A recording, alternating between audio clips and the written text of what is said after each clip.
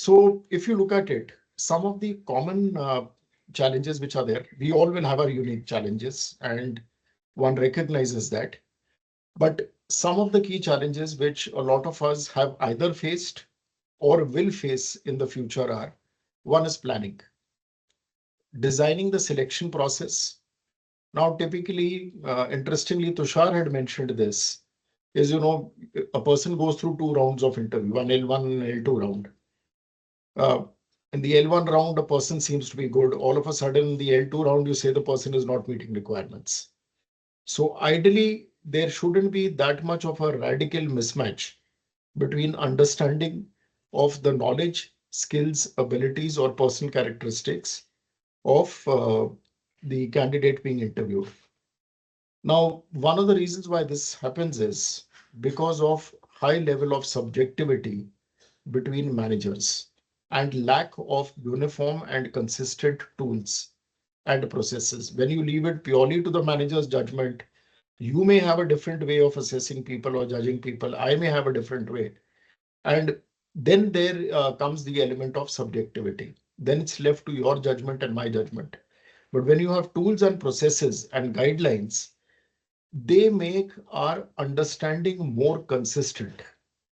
We know what are we looking for, what do we mean by knowledge, skills, abilities, and personal characteristics.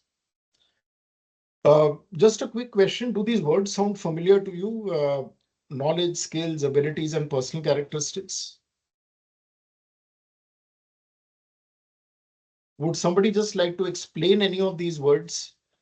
Simplistically put, we won't complicate it with too technical words, but we'll keep it as simple as possible. What do we mean by knowledge? What do we mean by skills? How are they different? Anybody would like to take a try at that?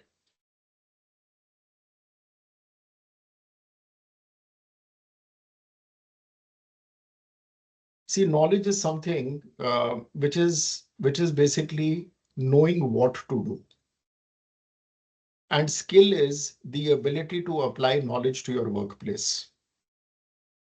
So first and foremost, when you start performing a job, any job for that matter, whether it's a simple skill like driving, you need to know how to drive a car. You need to know what the accelerator is. Of course, today you have automatic cars, so you don't have clutches, etc., which are required in most of the cases. But where you have automatic cars here, you need to know at least what an accelerator and a brake is. You need to know how to slow down, how to speed, how to reverse the car, where are the gears, how to start the car. So knowing all of that is knowledge. Being able to apply it in driving the car and being able to drive the car smoothly is known as skills. So knowledge is knowing what to do, and skills is being able to apply that knowledge on the job, which eventually leads to performance. Right?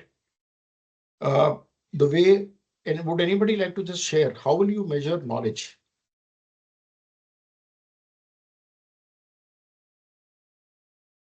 Anybody would like to highlight? So if it's By Yeah, please go ahead, Ekta. We'll come back to you, Ali. sure. So knowledge in term of if it's a technical candidate, so knowledge what it is means is a theoretical knowledge. So judging the theoretical, maybe at the giving them some test to do it will judge the knowledge of the person. That will help us. So, technical tests is one way of Yeah. capturing it. Yes. Okay. Ali, you had something to add? this is like she said, but I would like to add in the skills, measuring the skills maybe from the practical testing and from maybe some assessment cases, problem solving. It's about setting an environment to measure the candidate practical skills. Okay. So that would come under skills, skill testing. Uh, to some extent, knowledge also, but largely skills. Tushar, you had something to add to it? Yeah, I think asking people on the role base or situation base will help us understanding theoretical as well as the practical knowledge of the person in those situation, whatever the role he's performing in. Yeah. So see, a very simple way to check whether a person has that knowledge. Knowledge is theoretical knowledge or conceptual knowledge. Is one through their education, their certification, through technical tests, like what Ekta had highlighted, cognitive ability tests, which determine your ability to solve problems, your ability to rationalize, your ability to interpret data, very similar to what you have in your MBA entrance exam tests or your GMAT tests. They are cognitive ability tests. So these are some of the tests which organizations do take, especially at junior management and max to a mid management level. You don't put senior management through that, is cognitive ability tests. Then you have skills, the way you measure skills. Now, for a salesperson, role play is or a customer facing person, role play is a very good way of doing that. If you want to check written communication, you ask them to draft an email. That's one way of checking their skills. Uh, the other way of checking skills for senior leadership, Ali had mentioned that you give them a case study or a simulation and tell them to solve it. And I use a lot of that in this. When you're hiring for a senior level, you give them a case study. You tell them that you are now the CEO, or you give them a designated role, a CEO or a CFO, and you give them a problem. Like, for example, the company's performance needs to be turned around. And then you tell them you have to make a presentation to the board of directors. How are you going to turn the performance of the company around from a people perspective, customer perspective, market perspective, products perspective, operations perspective, so on and so forth. So these are various ways of measuring knowledge and skills. Then you have abilities and personal characteristics. Abilities and personal characteristics like interpersonal ability, the ability to handle conflict, the ability to get along well with people, good listening ability. So these are all abilities and personal characteristics, personal traits of an individual, which are important for a job. You'll be exploring this in your subsequent modules in more detail, but I just thought I'll share an orientation around that. So one is planning, is knowing what are you measuring. And to know what you are measuring, this is where a job description comes in handy. I presume everybody has job descriptions for the roles you are hiring. Can I just have a thumbs up or a quick show of hands? So I presume everybody has that. Great. So having a well drafted and a well articulated job description is one of the most fundamental part of hiring people. In some startups, you don't have job descriptions, especially in startups, because they're in the process of evolving. But that is where you will find a lot of disconnects in terms of hiring people. I might say I want a candidate with a particular, knowledge, skill, or abilities or personal characteristics. Somebody else may want a candidate with slightly different ones. So we are not being consistent. A job description helps you add clarity. What are you hiring? What are the knowledge, skills, abilities which are required? What is it that the person will actually be doing on the job? And how is their performance going to be measured? So it helps you look at a consistent way of hiring. The other part here is in terms of conducting interviews, is there a consistent way to capture data? A lot of organizations have interview sheets, recording sheets, but how well are they filled up? And is that information useful for the next person conducting the interview? Ensuring stakeholder reports, in this case, investing in job analysis, competency frameworks, so that you know what you are hiring for and what you are promoting people for. And reviewing, the last but not the least is reviewing, that is evaluating candidates based on selection tools, whether you're using psychometric assessments, whether you're using cognitive ability tests, whether you're using traditional interviews where you assess a person's current experience, whether you are using behavioral event interviews where you ask them questions related to their past experience. So the premise of behavioral event interview is your past experience and the way you've handled situations in the past is a good reflection of how you are likely to handle them in the future.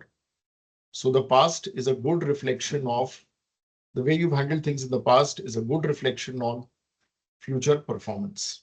That's the premise or the principle of BEI. And making hiring or promotion decisions so that you are able to take the right decisions while comparing candidates, especially if you have a candidate one and you have a candidate two, taking the right decision. With me on that? Okay. Any questions so far? Yeah, just one question. So, Yeah. assuming we're interviewing somebody, right? And if he has made some bad decisions or probably some mistakes in his past experiences, okay, it could be about anything, switching of the companies or anything. Will it also reflect that he's tend to going to repeat the same mistake in the future? See, there are two ways of looking at it. Now, if he's made mistakes in the past, then you should follow up and ask him a question. What have you learned from it? Mm-hmm. If he's learned something, and he's positive about it, then I would say don't reject the person. But in Okay. case if a person hasn't learned from his past mistakes, then he's likely to repeat. He or she is likely to repeat it in the future. So when a Okay. person has made mistakes, one of the things which I use when I conduct behavioral event interviews is I ask them questions when they made mistakes. You know, a lot of people share successes, but then I Right. also Right. ask people that what have Mhm. you learned from it?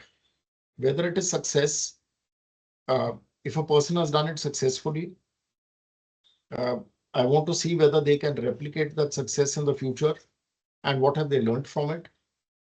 Even if they've been unsuccessful and they've not done that job well, or they made a mistake, or they failed, or whatever, what have they learned from it? If they have learned something from it, and that learning is valuable. And my next question is, how do you think you can apply that learning on the job, on our job, or in our organization? Absolutely. Absolutely. So when I Sure. get a satisfactory answer to that, then I can think of course, the other things also have to add up. I don't make a judgment based on only one answer, but everything has to add up eventually. But you will not dismiss a person until and unless a person does not give you a satisfactory answer. Sure. And see that, Thanks. and as you go deeper into behavioral event interviews, you'll actually find out there are a number of quantitative measures.